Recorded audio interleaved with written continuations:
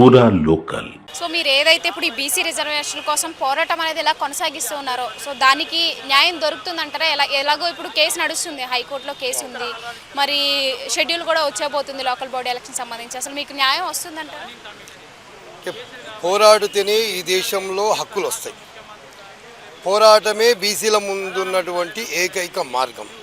అందుకే మేము బీసీ సోదరులకు, ఈ రాష్ట్రంలో ఉన్న బీసీ ప్రజాప్రతినిధులకు, ప్రతి గ్రామాన ఉన్నటువంటి బీసీ ఓటర్లకు, బీసీ జనానికి ఒకటి చెప్తున్నాం, ఖచ్చితంగా మనం పోరాటంలో ఉండాలి. ఎందుకంటే స్వతంత్ర పూర్వము పట్వారీ ధర వ్యవస్థ ఉండేది. స్వతంత్రం వచ్చిన తర్వాత వీళ్ళ తాతలు ముత్తాతలు ఏదైతే చేసిరో మళ్ళీ వాళ్ళ తండ్రులకు వాళ్ళ పిల్లలకి మనం ఓటు వేయడం జరిగింది. ఇక్కడ రూపం మారింది కానీ వాళ్ళ స్వభావం మారలేదు. వాళ్ళ దొరలు పట్వార్ల భూస్వాముల యొక్క స్వభావం ఎలా ఉంటుందంటే, అత్యధిక ఓటర్లో మనం ఉన్నా కూడా మనం పాలితుడుగా, వాడు పాలకుడు ఉండేటటువంటి ఫ్యూడలిస్ట్ మానసిక స్వభావంతో ఉంటాడు. వాడు పాలకులం అనేటటువంటి దుర్మార్గమైన భావజాలంతో ఉంటారు. కాబట్టి వాళ్ళని రాజకీయంగా భూస్థాపితం చేస్తేనే బీసీ ఎస్సీ ఎస్టీలు ఆత్మగౌరవంతో ఈ రాష్ట్రంలో బతకగలుగుతాం. కావున ప్రతి ఒక్కరూ బీసీ సోదరులు, బీసీ ప్రజాప్రతినిధులందరూ ఒకటి గుర్తుంచుకోండి. కాంగ్రెస్ పార్టీ రెడ్ల పార్టీ, బీఆర్ఎస్ పార్టీ వెలమల పార్టీ, బీజేపీ పార్టీ బ్రాహ్మణ పార్టీ. ఇది ఒకటే గుర్తుపెట్టుకోవాలి. దీని సూత్రం ఇది. ఈ సూత్రం చుట్టూ 90% ఉన్న బీసీ ఎస్సీ ఎస్టీలు పనిచేయాలి. పనులు లేక ఒకప్పుడు వాళ్ళ కాడ దొడ్ల కాడ, గొర్రెల కాడ, బర్ల కాడ, వాళ్ళ కొంపలల్లా. మరి మొన్న జూబ్లీహిల్స్ ఎలక్షన్ లో బీసీ బిడ్డకే కదా కాంగ్రెస్ అవకాశం ఇచ్చింది. గత్యంతరం లేక బీసీ ఉద్యమాలు తారాస్థాయిలో ఎగిరిపడుతున్నటువంటి ఈ సందర్భంలో రెడ్లకు ఇస్తే తుగ్గుతుగ్గుగా ఓడగొడతారని, ఆధిపత్య అగ్రవర్ణాల ఆటలు సాగవని, బీసీలు చిరుతప్పులై చెండాడుతున్నారని ఒక భయంతో నవీన్ యాదవ్ గారికి ఇచ్చారు. నవీన్ యాదవ్కి ఇవ్వడం అంటే మా శ్రీశైలం యాదవ్ అన్న త్యాగం మహా గొప్పది. ఆయన మొత్తం జూబ్లీహిల్స్లో సినిమా వాళ్ళకు రక్షణగా ఆయన ఉన్నాడు. ఈ దొంగలందరూ ఏ ఆపద వచ్చినా మా శ్రీశైలం అన్న కాడికి పోయేటోళ్ళు. ఆయన పేరుతోని నవీన్ యాదవ్ అనే అబ్బాయి నిజాయితీ పరుడు కాబట్టి బీసీలకు టికెట్ ఇవ్వాలనే ఉద్యమంతోనే ఈ మూమెంట్ను కూడా మా BC political front chairman Balaraju Goud అన్న గారు ఫస్ట్ నవీన్ యాదవ్కు టికెట్ ఇవ్వాలి, కాంగ్రెస్ ఇస్తే బీసీకే ఇవ్వాలనేటటువంటి ప్రపోజల్ తీసుకొచ్చింది మా political front chairman Balaraju Goud అన్న గారు.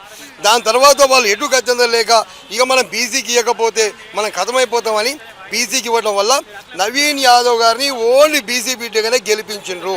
అక్కడ ఉన్నటువంటి మైనారిటీ సోదరులు ఓటేసిరు, అక్కడ ఉన్న బీసీ ఎస్టీ సోదరులు వేసిరు. అక్కడ సెటిల్ అయినటువంటి ఈ దేశంలో వచ్చి అక్కడ బతుకుతున్నటువంటి ప్రతి ఒక్క బిడ్డ శ్రీశైలం యాదవ్ అన్న ముఖం చూసి నవీన్ యాదవ్ అబ్బాయి నిజాయితీ పార్టీని ఓటేసి గెలిపించి తప్ప ఇది కాంగ్రెస్ పార్టీని చూసి కాదు. వాపును చూసి బల్బ్ అనుకుంటే కాంగ్రెస్ పార్టీ బోల్తా పడుతుంది. కావున ఈ రిజర్వేషన్స్ని చిత్తశుద్ధి నిరూపించుకోవాలంటే శీతాకాల సమావేశంలో పార్లమెంట్ సమావేశాలు December 1 నుంచి అవుతాయి. అఖిలపక్షాన్ని తీసుకొని పోవాలి రేవంత్ అన్న.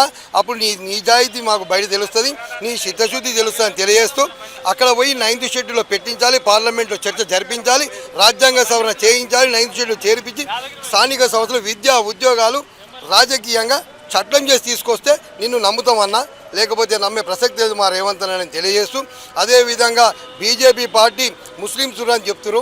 అన్న ముస్లింస్లని మన ప్రియతమ ప్రధానమంత్రి నరేంద్ర మోడీ గారు గుజరాత్లో ముఖ్యమంత్రి ఉన్నప్పుడు 70 కులాల ముస్లింలని చేర్చింది మన అన్న నరేంద్ర మోడీ గారే. దాని తర్వాత అనంతరామన్ కమిషన్ అంతకన్నా ముందు వేసినప్పుడు బీసీఏలో ముస్లింలను చేర్చిరు, బీసీఈలో కూడా 14 కులాలను చేర్చిరు. ఈ విధంగా ముస్లింస్ ఉన్నారన్న, వాళ్ళు కూడా రాజ్యాంగంలో భాగం. నిజంగానే మీకు ముస్లిం రిజర్వేషన్లు ఆటంకం అయితే రాజశేఖర రెడ్డి గారు బీసీల యొక్క వాటా 4% తీసి 2007లో ముస్లిం రిజర్వేషన్ ఇస్తే హైకోర్టు కొట్టేసింది, సుప్రీంకోర్టులో ఉంది. మీరు ఇంప్లీడ్ కాండి అన్న, మా సంజయ్ అన్న కూడా చెప్తా ఉన్నాం, ఇంప్లీడ్ కానీ మీరు ఇంప్లీడ్ అయితే కొట్టేస్తారు. అది 60% ఉన్న బీసీ బిడ్డలకు 47% స్థానిక సంస్థల రిజర్వేషన్ తీసుకొని రావాలన్నా. మా బండి సంజయ్ అని అంటాడు, మొలకాడు కట్టినోనికి మొలకాడు లేనోనికి అంటాడు. అన్న ఇక్కడ మొలకాడు కట్టిన పిల్లల మొలకాడు అయిపోతుంది, ఉద్యోగాలు రాగా అది చచ్చిపోతుండు, వాడిని మొదటాడు ఎంపీ షెట్కి వేసి వాడిని బొంద పెడుతున్నాం. నీ మన జాతి బిడ్డలన్నా, మనందరం బీసీలం కదా, మీకెందుకు బాధ అనిపిస్తలేదన్న? 42% కనుక స్థానిక సంస్థలు విద్యా ఉద్యోగాల రిజర్వేషన్ వస్తే 42% రిజర్వేషన్లో ఉద్యోగాలు వస్తాయి కదన్నా. మొడతాలు కట్టిన హిందువులను బాగుపడతాం కదన్న, మొడతాలు కట్టిన హిందువులకు ఉద్యోగాలు వస్తాయి కదన్న, మొడతాలు కట్టిన హిందువులకు చదువులో ఉన్నత చదువులో పోతాం కదన్న, మొడతాలు కట్టిన హిందువులు రాజకీయంగా బాగుపడతాం కదన్న. అందుకే మా బండి సంజయ్ కూడా ఒక విన్నపం చేస్తున్నాం, బీజేపీ కూడా బీసీ వ్యతిరేక పార్టీగా ముద్ర పడొద్దన్న, ఆల్రెడీ పడ్డది. దీనికోసం మీరు కూడా పోయి మాట్లాడాలి. ఇదే విధంగా బీజేపీ గవర్నమెంట్ ఈడబ్ల్యూసీ సక్సెస్ సాధించాలంటే బీసీలను మాత్రం సపోర్ట్ చేయాలి. ఓన్లీ బీసీలను సపోర్ట్ చేయాలి. ఈడబ్ల్యూసీ రిజర్వేషన్స్ ఓన్లీ తీసుకొచ్చింది బీజేపీ ప్రభుత్వం. ఏ ఉన్నత వర్గాల వాళ్ళు ధర్నాలు చేయలేదు, రాష్ట్రాలు చేయలేదు, ఏది చేయలేదు, సమ్మాలు ఏది లేదు. వీళ్ళే ఈడబ్ల్యూసీ రిజర్వేషన్ తీసుకొచ్చారు. ఈడబ్ల్యూసీ ఈడ ఉన్న బీఆర్ఎస్ పార్టీ కేసీఆర్ ఏం చేసాడు, 7% ఉన్న ఓసీలకు 10% రిజర్వేషన్ ఇచ్చాడు. దానివల్ల ఏమైంది, 52% ఉద్యోగాలు ఓసీలో పోతున్నాయి. బీసీ బిడ్డలు ఎస్సీ ఎస్టీలతో సర్వనాశనం అయిపోతున్నారు, వాళ్ళ జీవితాలు బుగ్గిపాలు అవుతున్నాయి. కాబట్టి ఎస్సీ ఎస్టీ బీసీ రిజర్వేషన్లు 42% బీసీల రిజర్వేషన్ స్థానిక చట్టం అయిన తర్వాతనే నిర్ణయించాలని తెలియజేస్తూ హెచ్చరిస్తూ ఉన్నాం.